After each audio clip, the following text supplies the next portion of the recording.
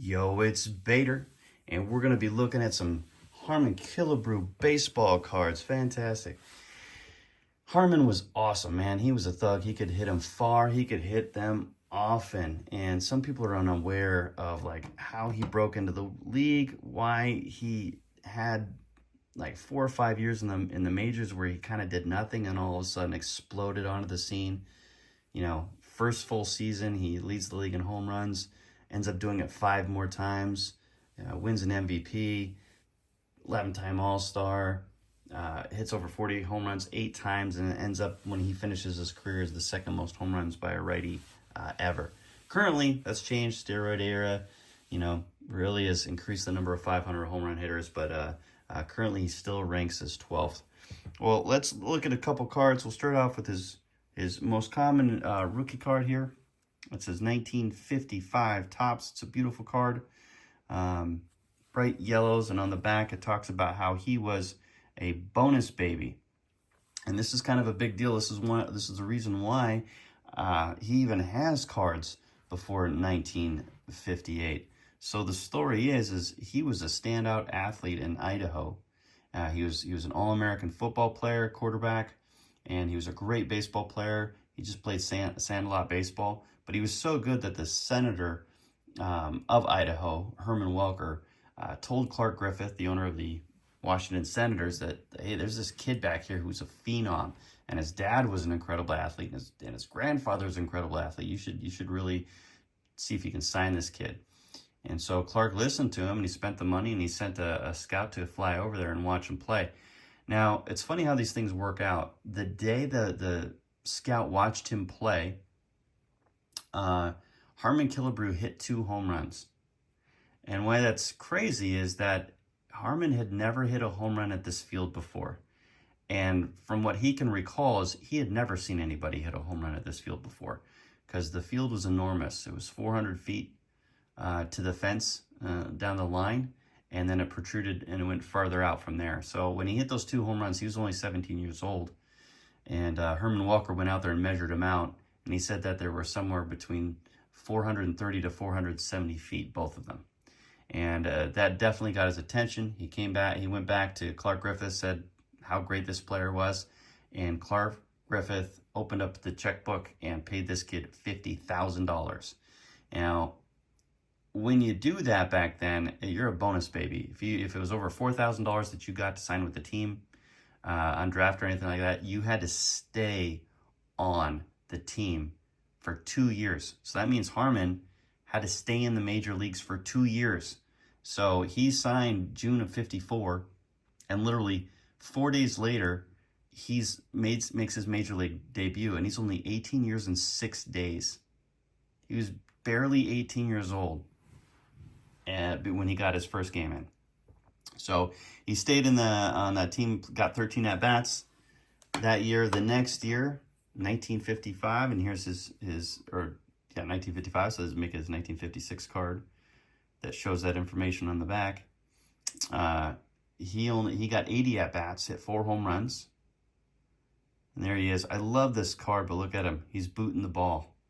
Harmon was not known as a great defensive player. He was just known as a masher. But these cards are absolutely beautiful. This is what the backs look like. But he got his 80 at-bats, and at the end of the year, he knew that he was going to be going down to the minors in the next year. And so he split time between the minors and the majors.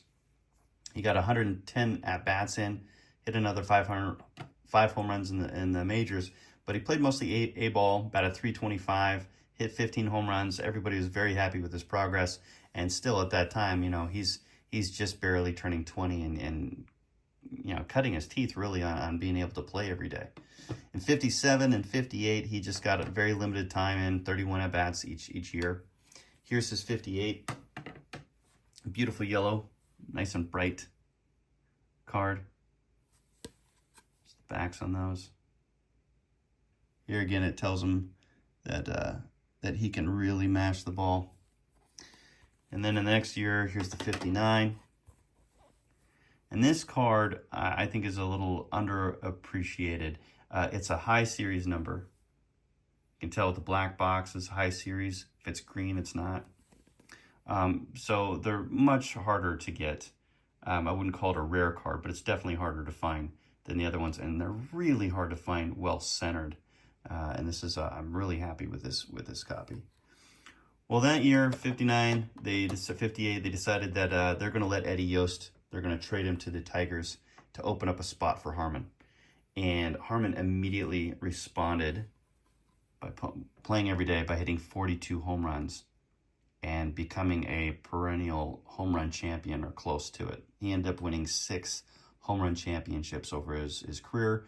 8 times he hit 40 home runs or more. He also had a great eye. He walked a lot. He was very feared in the league. He walked over 100 times, 7 different times, and he led the league 4 different times as well.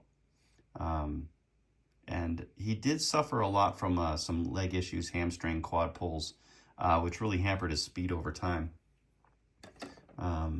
He was only able to manage 500 at bats 10 times in his year, 10 times a year. Holy cow! He only managed 500 at bats 10 times. Here's his 61. Really well centered card. Really happy with that one. He's still a very young man. Looks like he's 30, but he's only like 24 there, 23. I love it when you can see all the stats on the back. That's a lot of stats for a guy so young. Yeah, but he ended up, for the 1960s, some people don't know this, but the little trivia quiz, in the 1960s, who hit the most home runs? And you'd say it's Harmon Killebrew. He was number 1, number 2 was Aaron, and number 3 was Mays. He had 18 more home runs than Aaron and 43 more than Mays. But the crazy thing is because of his leg troubles and a little bit of injuries here and there, he actually had 918 less at-bats than Killebrew. And he had 465 less at-bats than Willie Mays. So he hit more home runs than them and had way less at-bats. He also had some records for hitting some tremendously far home runs. People talk about Mickey Mantle. Harmon Killebrew really had Mickey Mantle power. Those two guys were the guys that would just launch balls. Frank Howard was also known for being able to do this as well. But in Metropolitan Stadium, he had the record for the longest home run. It was 520 feet. He had the record for the longest home run at Baltimore Memorial Stadium. He was the first player ever to hit a ball over the third tier roof at Tiger Stadium. Only 4 people had ever done that, 3 after him. So he could hit them far, he could hit them often. He was a fantastic player. Well, those are the cards. If anybody ever wants to see like a whole run and would care to see me do that, probably would be a 20-25 minute video. But let me know. Let me know. And also let me know if there's if you have a favorite Harmon Killebrew card. All right. Thanks for watching. Bader out.